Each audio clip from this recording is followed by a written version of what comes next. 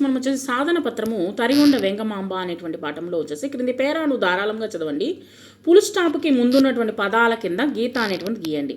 ఇప్పుడు చూడండి, వేంగమాంబ 2.5 శతాబ్దాల కిందటి చిత్తూరు జిల్లా తరిగొండ గ్రామంలో జన్మించింది కాడ వచ్చేసి అండర్లైన్ చేయండి.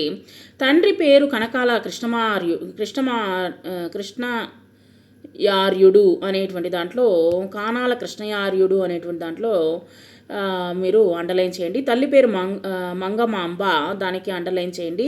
తర్వాత బాల్యంలోనే ఆమె భక్తి భావనాలు వెల్లూనుకున్నాయి అనే దాంట్లో అండర్లైన్ చేయండి. ఆనాడు చిన్నపిల్లలకే పెళ్ళిళ్ళు చేసేవారు అనేటువంటి దానికి అండర్లైన్ చేయండి. అదేవిధంగా వెంగమాంబకు కూడా పెళ్ళి అయింది అనేది అండర్లైన్ చేయండి. కానీ ఆమె మనసు సంసారం మీద కాక భగవంతుడి మీదే లగ్నమైంది అనేటువంటిది అండర్లైన్ చేయండి.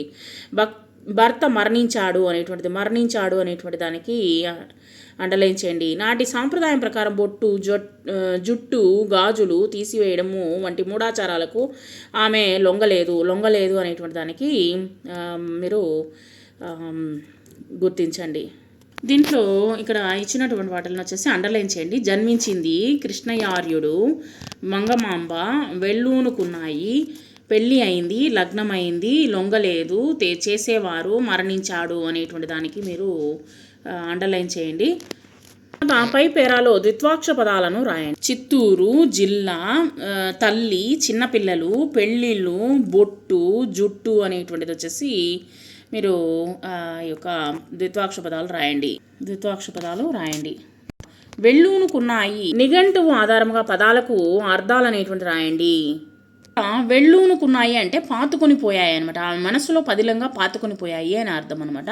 మూఢాచారము అవివేకమైనటువంటి ఆచారాలు. శతాబ్దము అంటే 100 సంవత్సరాలు. పై పేరాలు ఆధారంగా క్రింది ప్రశ్నలకు సమాధానాలు రాయండి. వేంగమాంబ ఎక్కడ జన్మించింది? వేంగమాంబ చిత్తూరు జిల్లా తరిగొండ గ్రామంలో జన్మించింది. వేంగమాంబ తల్లిదండ్రులు ఎవరు? వేంగమాంబ తల్లిదండ్రులు కానాల కృష్ణమాచార్యుడు, తల్లి పేరు వచ్చేసి మంగమాంబ. వేంగమాంబ మనసు దేని మీద లగ్నమైంది? తరిగొండ వేంగమాంబ మనసు సంసారం మీద కాక భగవంతుని మీద లగ్నమైంది. గీతల్లో అందంగా రాయండి. రామాయణం రచించినటువంటి తొలి తెలుగు కవయిత్రి మొల్ల. సో ఇక్కడ మీరు అందంగా ఈ యొక్క 2 లైన్ నోట్బుక్లో రాయండి. రామాయణం రచించిన తొలి తెలుగు కవయిత్రి మొల్ల.